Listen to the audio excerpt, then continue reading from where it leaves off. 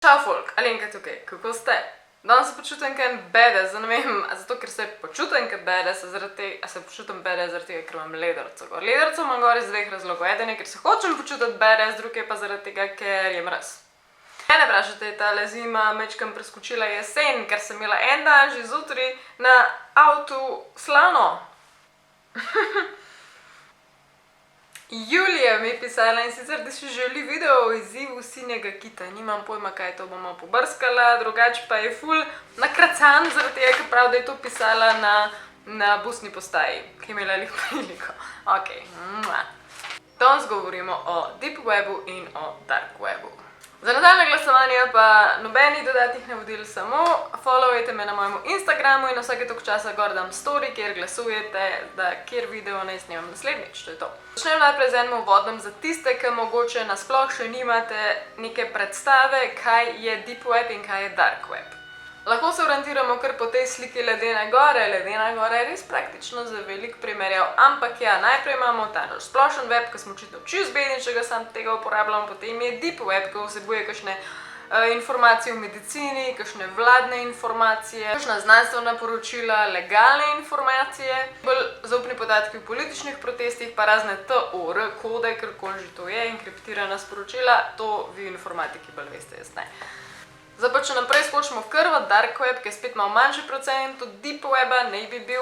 Tukaj gre pa za čisto najbolj tiste privatne, skrivne informacije, do katerih ne bi smel dostopati skoraj nihče, zato tisti, ki dostopajo do tega, so že itak računalničarji, hekerji, taki in drugačni ljudje, ki imajo ekstra software, da sploh lahko dostopajo do teh stvari, ker mi normalni ljudje z našim znanjem, ki ga imamo, preprosto ne moramo priti do dark weba, do deep weba.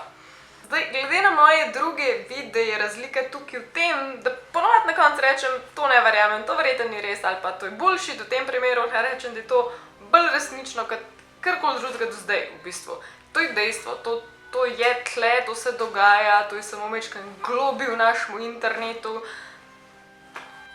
Meni osebno se zdi ta dark and deep web ekstremno zanimiva iz tega vidika, ker noter vidiš tiste najglobje lastnosti človeka, ker, kakor boste pa videli naprej v videu, tukaj vidiš stvari, ki človeka prikažejo kot dobrega, tisti, ki se hočejo ukvarjati izključno z prostitucijo, z drogo in z ilegalnimi stvarmi, in pa spet ljudi, ki samo iščejo neko potrditev, neke nasvete, tam je itak vsak skrit, tam ni šans, da daš ven kakršnekoli svoje prave informacije, samo nickname so tam, karkoli so dole informacije, sam pomeni, da je neki mogoče fake, mogoče policija, mogoče neka zanka, da ujamejo tiste, ki so tam.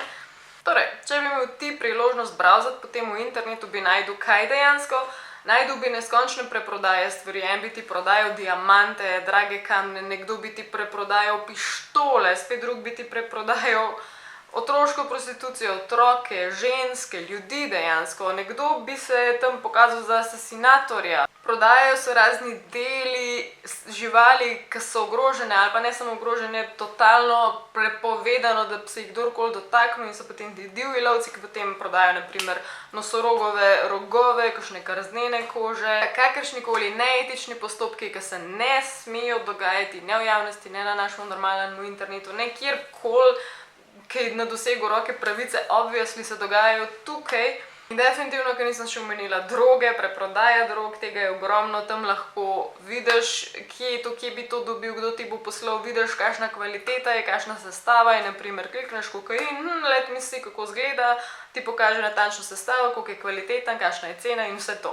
Zdaj, ker je mene presenetilo, je to, da jaz osebno nisem brskala in tudi ne bom in me ne prositi, ker ni freaking šans, da bi, ampak sem gledala pri drugih ljudeh, pri youtuberjih, ki so brskali tam, presenetilo me, kako realne izgledajo te deep dark web strani. Izgledajo čisto legitimne, izgledajo sofisticirane, kar je napisano, izgleda, tako bom rekla, meni izgleda identično kakor naš web, mogoče majčkeno manj presrant, kakor se tiče barv, kar se tiče koliko lepo izgleda, ampak kar se pa tiče teksta, kar se tiče komunikacije gor, je najbrž še na višjem nivoju, ker če mene vprašaš, že itak tisti, ki so sposobni odreti tja dol, če mi nekdo drug tega ne uredi, pomeni, da morajo biti sofisticirani ali pa saj res intelektualci.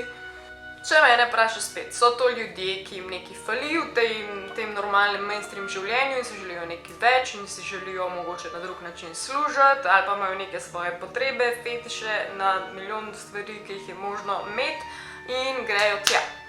Zdaj to je tako, da na dark webu najdeš tudi čisto popolnoma normalne forume. Ne vem, kolikrat ste na našem normalnem internetu zašli v forume, tam je...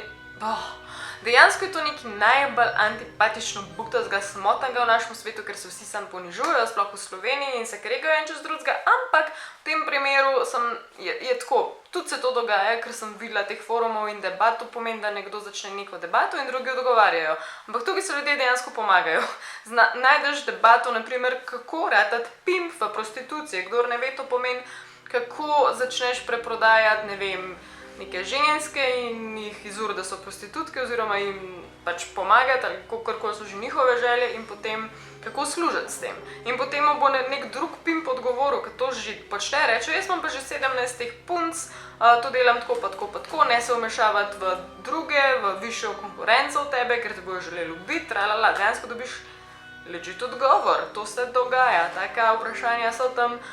Zdaj, edin, kar sem videla, so spluvali nekoga, ki je dal svojo ta pravo telefonsko številko in so bili vsi tako, kaj ti delaš, kaj stavo, dej, če spravim ten zbliž komentar, pa bejš, ker te bojo dobili tako čez noč. Prvič, tako imenovane rdeče sobe v angleščini Red Rooms. V tem videu vidimo žensko, ki nekaj časa je v tej sobi, spi, ne vemo, koliko časa je že tam, ampak vemo, da je dolgo časa tam spi, tam je ostanke neke hrane, ki jo ima in sčasoma ugotovi, da jo snima tudi kamera. Za njo pa vidimo, da je soba zabarikadirana, kar pomeni, da ona nikamor ne more, ker je tam zaprta. Zdaj pa vprašanje, kaj tam počne. Rdeče sobe oziroma Red Rooms ne bi bile nekaj, kar človeka noter daš, preden narediš neko preprodajo z njim. Drug primer ga je objavil, če se ne motim, celo en youtuber, in sicer Gris Overkill video. In sicer na tem posnetku je ženska, ki se zvija in ima čist nehumane poteze, nehumane gibe. S tem hočem reči, da gibe, ki jih normalen človek bi težko izvedel, ker so res vsaj meni je to res grozen, zanejša, kdaj iz ene grozljivke, ampak ljudje ne morejo prepoznati grozljivke, tako da očitno je to res bilo, ali je to namerno nekdo posnel, ali pa je res nekaj, kar pač preprosto ne moremo razložiti in je paranormalno. Spet tretji primer je spet povezan z youtuberjem, in sicer nek youtuber je surfal po dark webu in je našel asasinatorsko stran, kjer je zdaj spet čez 50-50, ali je to legit, ali je res dejansko, da tudi to počnejo tam, ker pomeni, ti jo daš naročilo, nekdo drug zate nekoga ubije, ali pa je samo trik policije, pač da ujame tistega, ki želi oddati naročilo za asasinacijo. Četrtič, nekdo imenovan oziroma spletna stran Rent a Hacker. Ne renta kar, ker bi si človek mislil, ampak najemi hekerja. Ta heker naj bi bil specializiran za to in naj ne bi delal pod manj kot, ne vem, 250 evrov ali funtov, kakorkoli že. Specializiran je v to, da uničuje življenje drugim, torej tega najameš, mu plačaš, ne vem, 300 evrov ali kjerokoli valuto že vzame in on potem heka računalnik tistega človeka, katerega ti pikiraš, torej ali mu grozi, on itak ne ve, kaj se dogaja, je prestrašen, na vsak način mu pač uniči življenje. Šesti primer, ta je meni res grozljiv, in sicer na posnetku tega nisem mogla pogledati in ne morem ga dati tukaj noter, obviously, ker bi bil video demonetiziran. Neveljaven. Majhnega deformiranega baje ubogega otroka, ki naj bi bil ta video domnevno posnet v Afriki, Južni Afriki, tam nekje. In sicer ga raztrgajo na nek način, ker ga prevežejo za dva konja, ta konja stečeta vsak svojo smer in tako ga ubijajo, kar je meni najbolj grozljivo od vsega. Posnetki, ki jih še najdemo tukaj, so UFO posnetki oziroma NLP-ji, neznani leteči predmeti in pa vesoljci, extraterrestrial things, dejansko so posnetki gor. Zdaj pa se itak lahko nedogled sprašuješ, ali je to res ali pa je pač fake, nikoli. Najde se tudi, kot sem že omenila, pornografija, v tem primeru tudi otroška pornografija, potem pa še ena stvar, ki mogoče niste pomislili, ampak definitivno je na dark webu, je kanibalizem, torej želja oziroma prehranjevanje z človeškim mesom. Pa ne samo, da najdeš tam možnost nakupa delov človeškega telesa za potrebe kanibalstva, najdeš tudi recepte, kako kaj skuhati. In sicer, naprimer, najdeš recept, kako skuhati žensko na najboljši način, da je najbolj okusna, da je najbolj pečena, kuhana, vse to. Najbolj grozljivo tukaj meni osebno je, da si dejansko lahko našel paralele s kakšnimi serijskimi morilci, ki so dejansko pripravili ljudi na točen tak način, torej so mogli te informacije dobiti iz teh virov, ali pa so bili oni tisti, ki so ta vir sploh dali javno na nek web, v tem primeru dark web. To je to za danes. Najprej se strinjate, da je ta ledrca čist primerna za tok creepy video. Jaz sem Alenka, radi se imejte, pridni bote, aj čau!